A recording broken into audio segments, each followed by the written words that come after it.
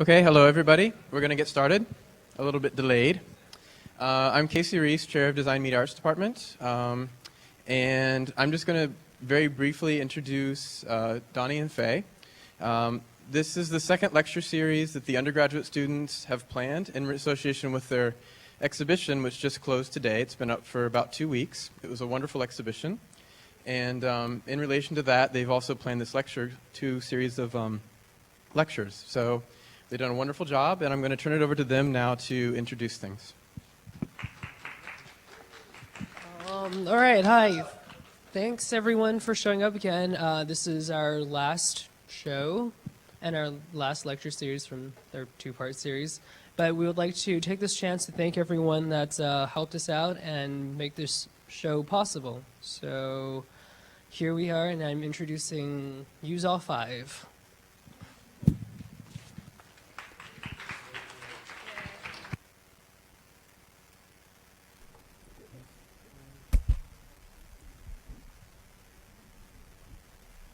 Hear me? Hello? Hello?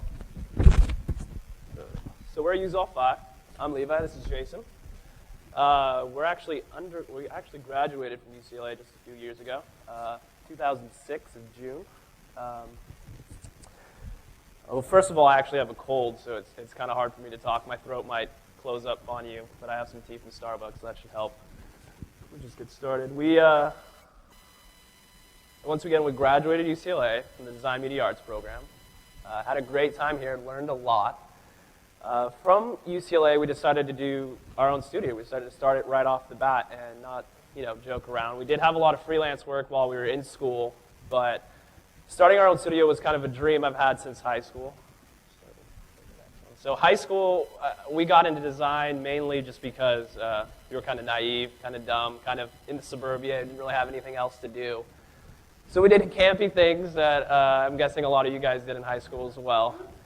So, a lot of the things we were inspired by the designers at the time, which were, David Carson and Shepard Fairey, which is kind of ironic. We'll talk about Shepard later as we actually worked with them recently.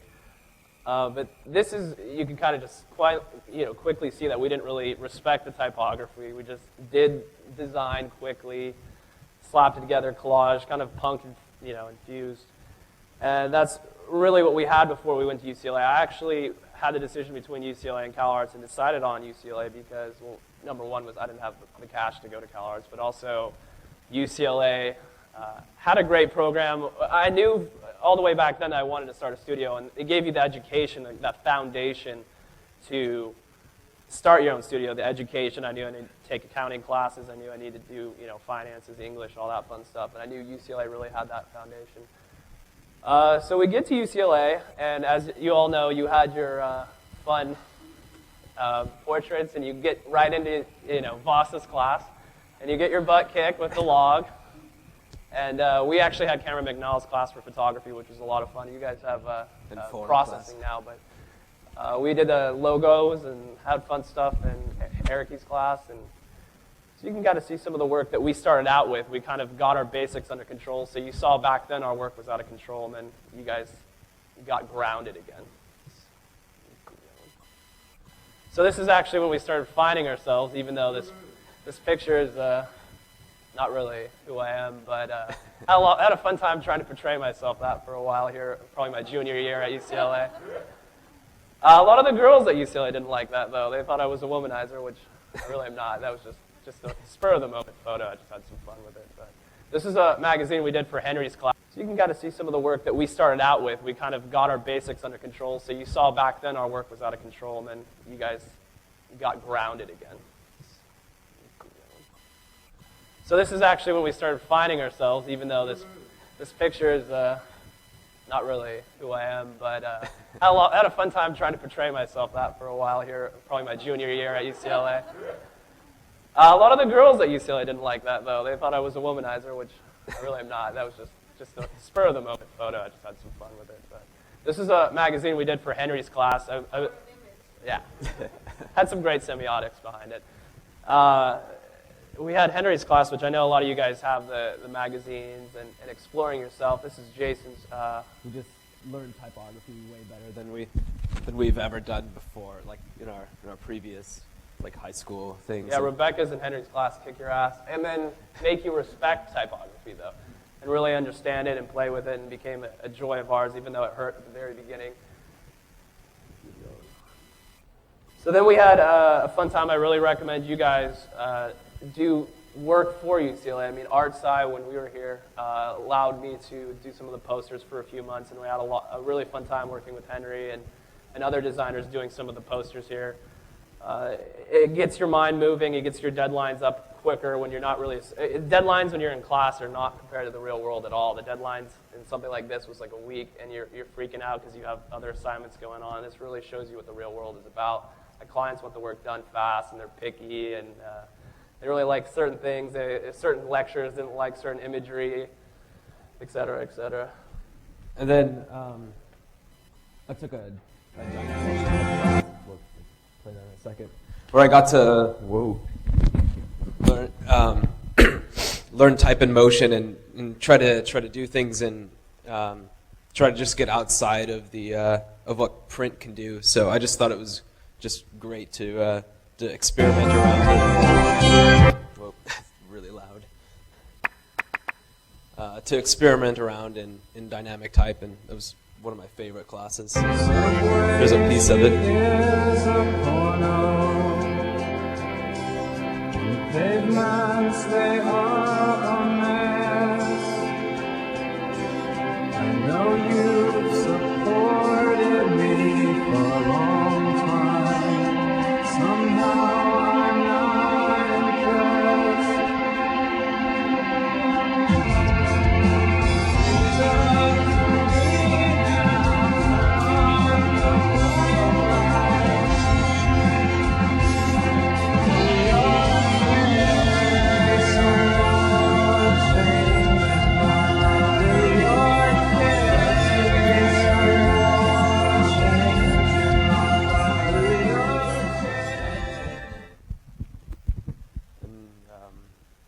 Also have one more piece that I did in the same class in dynamic type, and I'll just show that off too. I guess. Daniel Sauter's class. And Daniel Sauter's class back when he was teaching it a few years ago. Inspired by Lost in Zero.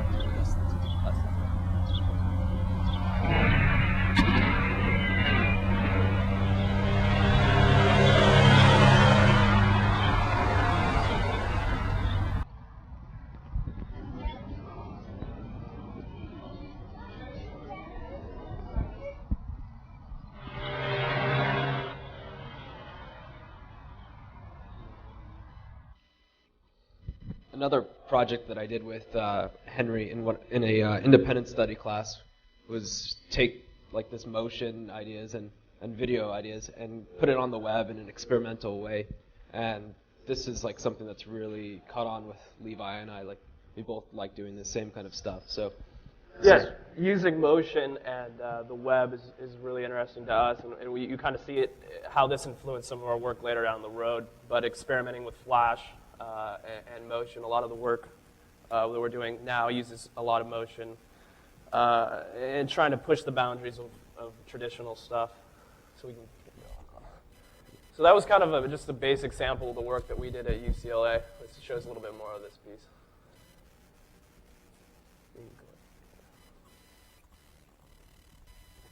So after, it was about fall 2005, which is probably a lot where you guys are at right now if you're graduating seniors, is that, that 6 months before you graduate and you're freaking out.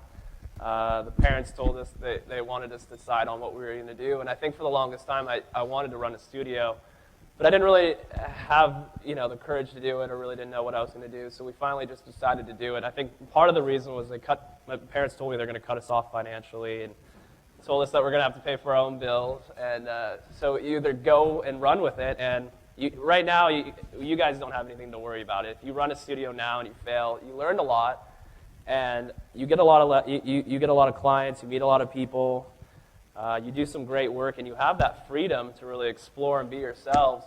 And you can fail though. You can fail and still move on and get a job at another studio. So we looked at it that way and decided, let's just go for it. Let's just jump right in. So pretty much from January on, our graduating senior year was just focused on starting our studio.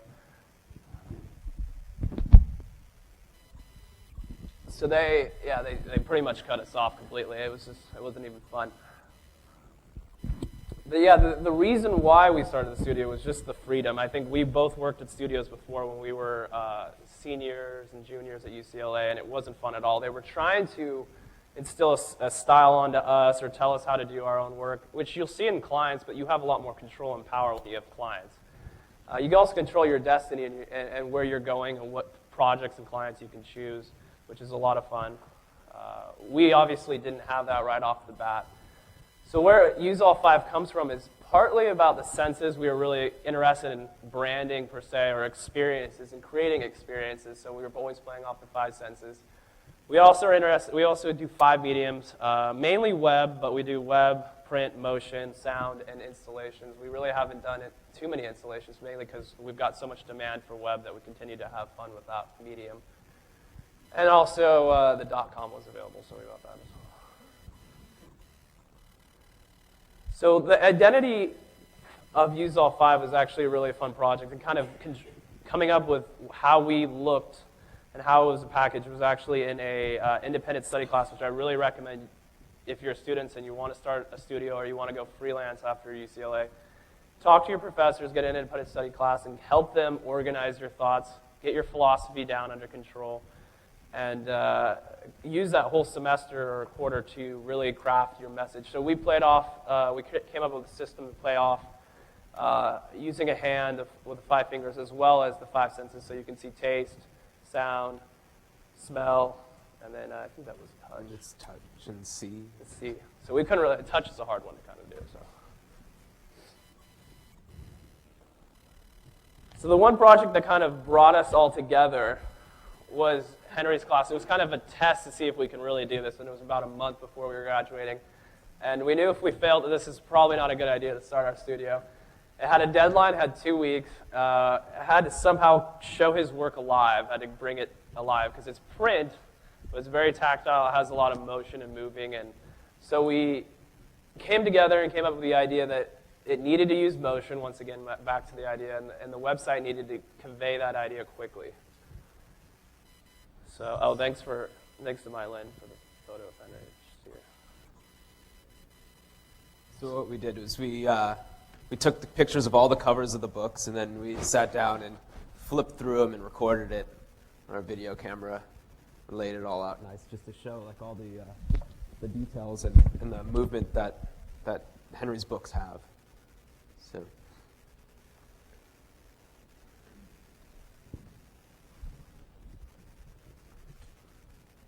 And then if you see a lot of the print stuff, this is us. So when we graduated, graduation day, we had about $1,000 in our pockets, and I got about $20 in graduation presents or something like that. And we decided to kick it off and have a little party, but then start a studio right away. We had an apartment in Westwood, and that lease was going up pretty soon, so we had to decide on a lease to a new apartment or get an office space. We only had one client, though, and that one client was the only person willing to pay us any money to do any work at that time. And this is kind of where you have to start. So day one was sportsaccessories.com. Embrace yourself.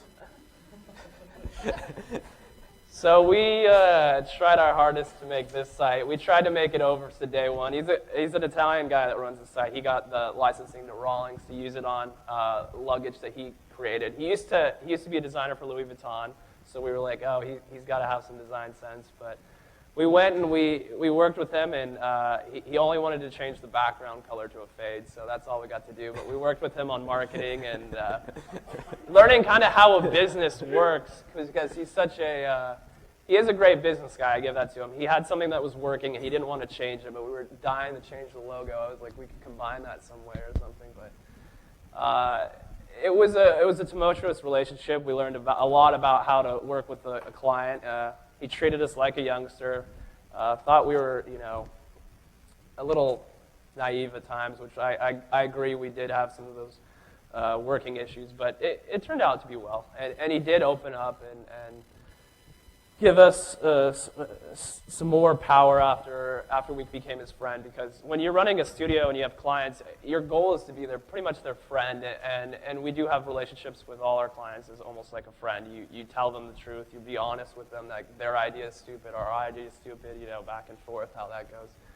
And it turned out to be okay. We made a lot of suggestions. We told him, change this, change your site to this, you'll get so many more sales. And he turned it down a lot, but eventually he gave us the opportunity to brand and come up with a design for his, he purchased a luggage company. It was pretty popular before Louis Vuitton came out. So this is a French logo that we designed.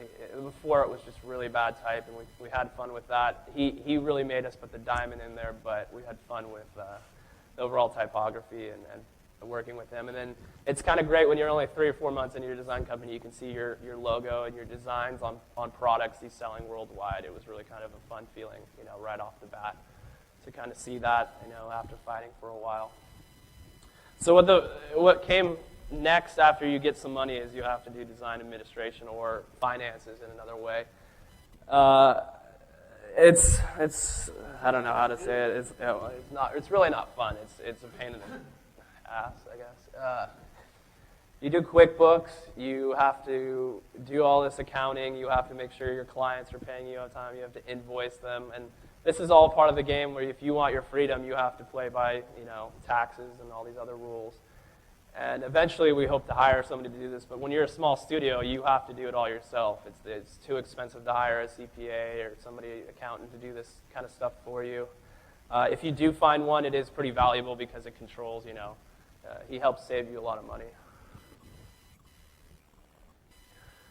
But also accounting, when you're doing it, you learn a lot about what's a success and what was a failure. We saw that Sports Accessories wasn't paying us a lot of money, so we were working around the clock to help him out, and it was a complete failure, so we needed to move on, and we actually left him. And around that time, we did find office space in Venice, and this is the thing we chose over an apartment. You just jump on Craigslist and type in office space for 1,000, and it came up.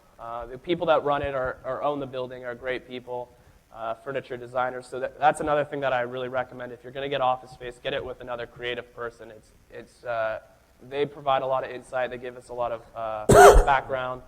They started out doing furniture for Sony studio crap, and now they're doing furniture for all the celebrities in Hollywood and big designers worldwide. So we share with them. We're up at the office at the top now, but we're moving downstairs this weekend, so we're pretty excited about that. So about 6 to 7 months in, we had a few clients. I'm trying to think. And one of the fun ones was Apple with Chiat. And this was just a really quick one, but it kind of gets your mind open. You kind of see how an advertising agency works. Their planners are the people that just get all the research together for all the other people. Came to us and we're like, we have all this research, illustrate it in 2 weeks with collages and whatnot, and we need to show it to a bunch of Apple people. We need to show it to a bunch of people here at the office to kind of understand what's coming up pretty soon. And then the kind of thing you realize, though, is that, I don't want to bash advertising agencies, but how slow they move or the method of dispersing information. We didn't really agree on how this was going to be done. We thought it would be a lot better. It would be a digital format, and there were large posters for everybody to see. And we didn't really believe in that, but you kind of understand where advertising is, where they should be going is more into content and creating content for everybody, but they're still kind of stuck on the model of creating a big idea for their advertising. But it was still a fun project because we got to play around in Photoshop, which we usually don't get to do. So and they didn't really we made care. these huge posters in it, and we got to illustrate it however we really wanted to. So There was a lot more text. I don't think we're allowed to show it because we signed NDAs, but we were kind of scared about Steve Jobs. The NDAs are like that big. Another project that we worked on with Henry and Davey actually was a nonprofit. This isn't our website. This is the original LHASC homeless website. We did not do that. We're just showing it as a before and after. So this is before. This is kind of where they were at, and they weren't getting any donations, and they came to Henry, and Henry came to us and kind of brought it as a team project, and we had a lot of fun with this. This is their infographics. You had to sit through a preview with really bad proportions and It's really clunky. wrong perspectives and stuff like that. But we had a lot of fun working with them. And what's great about a nonprofit, even though you're not getting paid, is they let you do pretty much whatever you want and go with it. Have fun and really they go with the flow. And that's something you don't really see with a lot of clients, and it's something I really recommend to a lot of design students. Even if you're in school now, work with a nonprofit, and it'll be a great experience. So this is kind of what it looks like now. So what we did was we took some of the statistics and laid it out over this photo that Davey took and made it look like it was panning to really showcase all these facts about the homeless in Los Angeles. And I'll let it run through, and there's a couple more parts. We made it really easy to donate, and like all the straightforward things that the other site didn't have. And Well, they had donate before, but it was through PayPal. and then for the infographics, we made this picture. We took this picture of the U.S. I don't know if you could really see it on here, but and you could just roll over the bullets, and it shows it how you like wherever you want. And it's a lot more easier to read than these clunky bar graphs.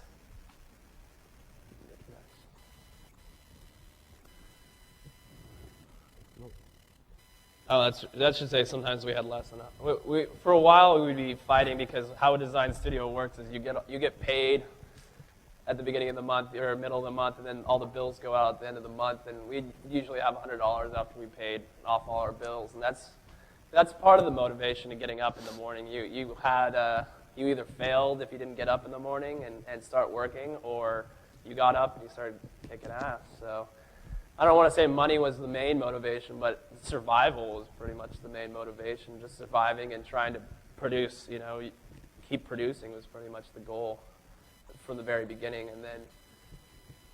But we proved to ourselves after about 8 months that we could do this. We could get work, we can last, we can have fun and get clients and make money. So about 8 months in, we actually started, having that turning point where the clients were a lot better. It felt like we were on some kind of weird plan. Like at first, it just pure hell, and then about 8 months, it started getting a lot better. The clients started getting a lot more receptive to who we are and how we acted, and then we also got clients that were more aligned to what we believed in and arts and culture and that type of thing. Also, about 8 months, we got incorporated. The first 8 months, we didn't have any corporation name behind it. We weren't Use All 5 Inc., which we are now. We waited on that because it's a pretty big undertaking to get incorporated. It took us a couple weeks to do it, got a lawyer and all that stuff. And it kind of proves you for 8 months, are you able to do this? Are you able to really make it?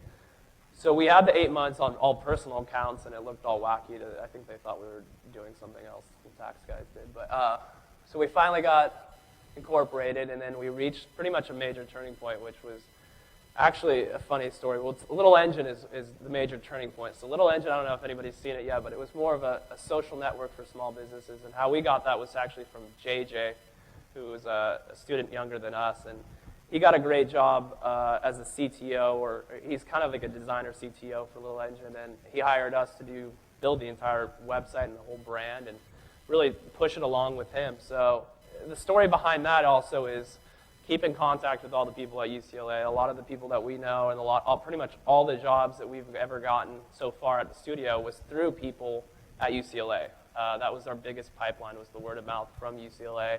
People either graduated above us or before us or professors. And I think only like 10% of the work that we have is from other people. And then also a lot of the work that you do yourself speaks for yourself and gets you clients. So Little Engine, it's kind of like a MySpace or a Facebook. Small businesses can sign up, and this is kind of another part of our philosophy at Use All 5 is we really believe in the future. It's not really advertising anymore. It's more about social media, being able to explain and be an expert in your field. So that's kind of what we're telling these small businesses is sign up, be an expert on this community, provide resources to your patrons, and don't spam people. Don't bog them down with mailers as much. And we had a lot of fun with it. It took us about 6 months, and we hired a programmer which was one of the first hires as a contractor. So you kind of learn how to manage people on this project. And you can kind of see this quickly as, a registration page, and that really isn't that much, but you can see, you log in, it's almost a little bit like Facebook. Some of the students know that. I don't know the professors know too much about Facebook. And these people are communicating with each other, providing coupons, providing advice, letting people know reviews of why some businesses are better than others. So I also want to just thank JJ for giving this opportunity, because it was a major turning point. It did give us a foundation to show that we can do this to other clients. Other people saw it and were like, these guys really know what they're doing. They're not, just little website designers. They can produce, whole applications. We worked with the programmer pretty hands-on, and we know a little bit of PHP and other programming language, so it was kind of a nice synergy between programming, design, and coming up with the whole idea. So it was a great project, and you can kind of see this is what our profile as a small business looks like on Little Engine. There's a map and gallery of some of our work. There's a motion piece, and so a lot of the work we just showed is back again as a gallery. And then you learn a lot about getting things up quick as possible, and you can kind of just see.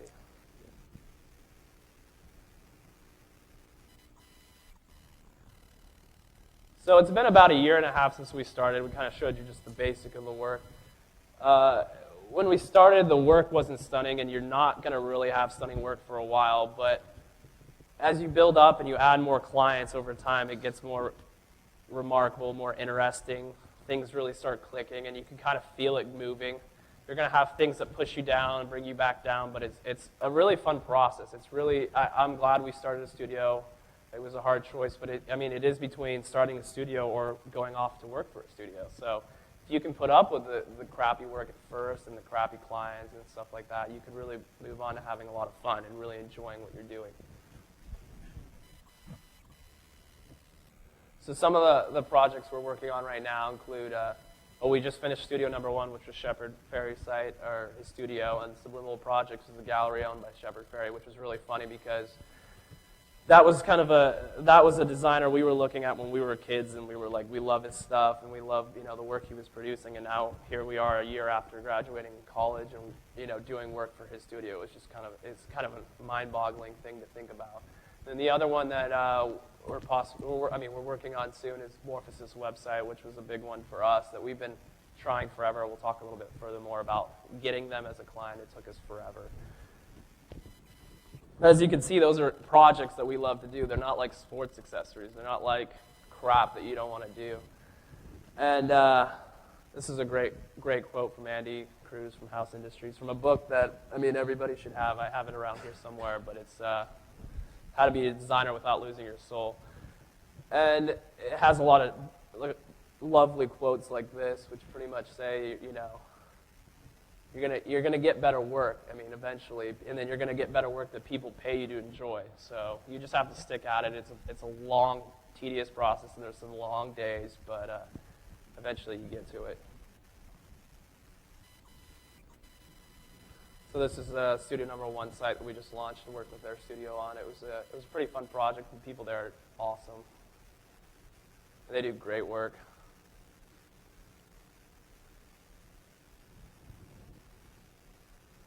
And then the other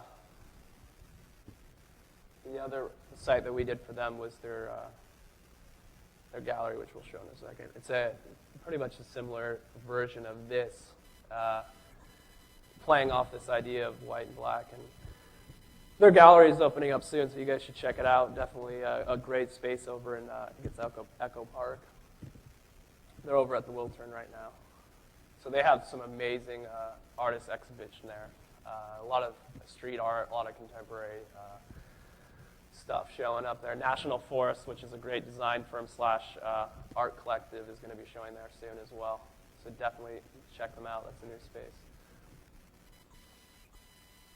So some of the struggles, and these are, I think these apply to everybody, even if they're freelancing. I guess even if you're in a studio, some of this stuff applies to you. I think the one that's really irks you is the accounts receivable, or getting your money. you're going to file an invoice and not see it forever. And it's just the most annoying thing because there was days when we had to get a check that day or we were going to go out of business. So you drive over and you go ask for your money and it looks really pathetic, but that's part of the business. You have to go beg for it sometimes and they cut it right there and then they start asking you for more work or whatever. So It's always good to save up ahead. yeah, Don't rely on any checks. we or save up anything now, like that. so don't screw around like us. But that's kind of the fun part. I was telling Jason, I think it's hilarious when we get down to that $1 or whatever, and we needed to get another check. It's a lot of fun. You're like living on the edge of your seat, you know. Don't go waste your money on new iPhones and iMacs like we did. Yeah. So. Just because you have money doesn't mean you should spend it. So even the iPhone's pretty cool. So yeah, even the bigger clients, that's probably one of the main ones. Is they're the slowest. They have so much things going on that they don't really, cut the check for 30 to 60 days. So you're waiting around doing nothing and waiting for it. And then the checks will get lost in the mail all the time, even though that's You have to not whine always on the case. phone. And then the other one that you guys will have for the next 10 years, and we know that we will, is being treated as a youngster. It's just part of the game. And they don't really respect your opinion. And it's kind of a weird time in history because there's this medium that we've all grown up, which was the web. And the web is our main source of income, main source of clients come to us looking for the web. And a lot of them tell us what to do. And we're trying to tell them this is the right way to go. This is what you should do. And we have some serious fights over it. And it's a weird time and period because these older people that haven't used the web as much are telling us, I don't like that, I don't like this, I want to put a flash intro that's 3 minutes long in here and piss everybody off. And you're trying to help them as a friend, and it's a weird time where they don't respect you sometimes because you're younger, and you have to really fight for it and show them examples and links and stuff like that, So you also have to turn down a lot of projects. And that's the thing that we started learning is to be able to say no. You get that ability to say no to a lot of these people that don't know that thing. When you can tell right away they're starting to treat you as a youngster. You say some things and you should probably say no. We said yes to a couple projects that we should have turned down and it wasn't for the better. So. Another big thing is we did a lot of free work at the beginning, trying to catapult ourselves, I guess, into providing them free work, then they'll come back to us and pay us to do the website, maybe do the logo for free, and that never works. They never come back ever again, and they treat you like shit just to begin with, and you won't be happy. Prostituting yourself, pretty much, is what it is.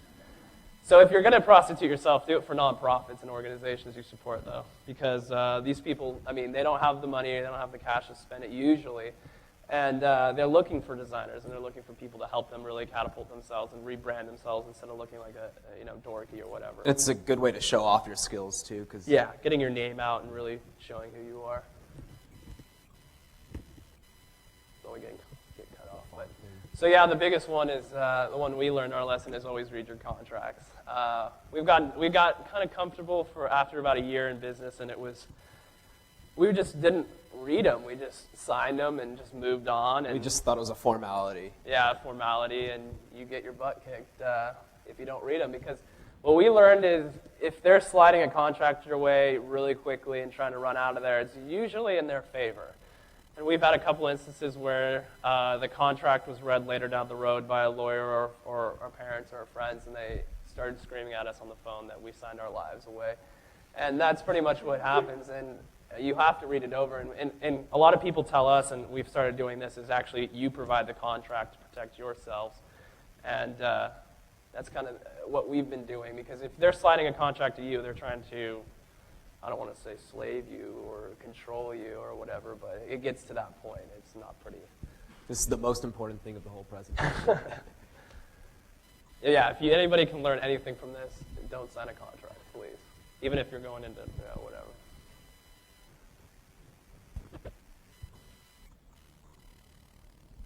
So the other big lesson we learned, and this is even when you're working at a studio, is with clients, is both the client and the designer has to be sympathetic to each other. You have to understand what the client is coming from, and the designer has to, or the client has to understand where the designer comes from. In our best situations, Little Engine and the studio number one, usually the people that have some creative background And this is why a lot of people work with the arts and cultures and why designers love working with arts and cultures. They kind of are sympathetic for what you guys are doing and what you guys are understanding and going through, and it becomes great work, and the synergy is amazing, usually. 99% of the time, usually. This is what it feels like sometimes.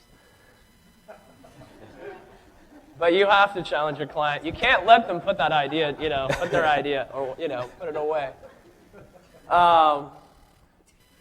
If you don't challenge them, it's a disservice to them. If they're just running all over you, saying this is what I want, if you don't do it, I'm gonna, fire you, then it's a disservice. You need to give them good ideas. You need to tell them their ideas suck, and you need to really fight with them.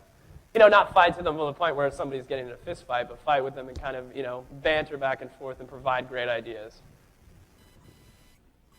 So, and another one that we really, I guess, kind of ending on is being just patient. We tried forever to get Morpheus as a client. It was probably the one we respect the most, and we really love their work. Just groundbreaking stuff, just mind-blowing. And at first we thought we had it. We did a proposal, and then they came back months later and said, you have to do a competition with other studios, and we had to put together a proposal and fight and write and present, and it was pretty much a cat fight for us for 12 months, but we kept pushing, and we finally were able to get them as a client. But these proposals and meetings and stuff, if you really wanted a client, this is what you have to put up with, and it was worth it. I think in the end, it's going to be something that really we're proud of. No matter what happens down the future, you can always say you worked with Morphosis or Tom Main, and it was, Tom Main's a great guy. I just have so much fun in the meetings with him anyway, so it wasn't really that big of a cat fight anyway. Should we play the... Yeah, we can show a little bit of the proposal, just a video kind of. This we had to put together in 3 days. It was like we wanted to kind of show them some of our ideas. The aesthetics are not where they're going to be at all, but just kind of quickly show some technology of the ideas that we can produce for them. They're a kind of company that you, as an art and culture company, you want to work with them on the aesthetics really forever. The idea that we came up with that I think that was really important was coming up with their own Wikipedia, in a sense, their own encyclopedia on Morphosis, because they said about 60 to 80 calls a day from students around the world asking for more information about their buildings, information about who they are, and providing them and the world kind of a morphopedia is what we called it, a Wikipedia of information about Morphosis, and allow people to, there's a ton. The great thing about this client is there's so much photos and there's so many links out there for more information that we urged them to tie that into their website. So this was a fun one-day cram session that we put together. The aesthetics aren't there where we want it to be, but it was great just to get our ideas down in motion in After Effects. So this is what we do a lot of our comps, if we're doing it for a bigger client, for websites, we actually do it in After Effects and motion stuff to kind of show it. It's a great presenting thing. So the kind of thing that we want to end on is just be patient. I think our generation Y, is not patient. I don't want to hit on us make fun of us, but we were grown up kind of babied in a way, and parents gave us everything we wanted right away compared to other generations. And you learn first day out in the real world, it's not going to be like that. And you have to be very patient. You have to work hard, but more importantly, you have to be patient, and you have to just take one day at a time and really have fun with it. And don't get stressed out that successes aren't there right away. Just keep pushing ahead, and you'll get to somewhere. And you'll just have to use those little goals to get up. So I want to thank everybody for that. It was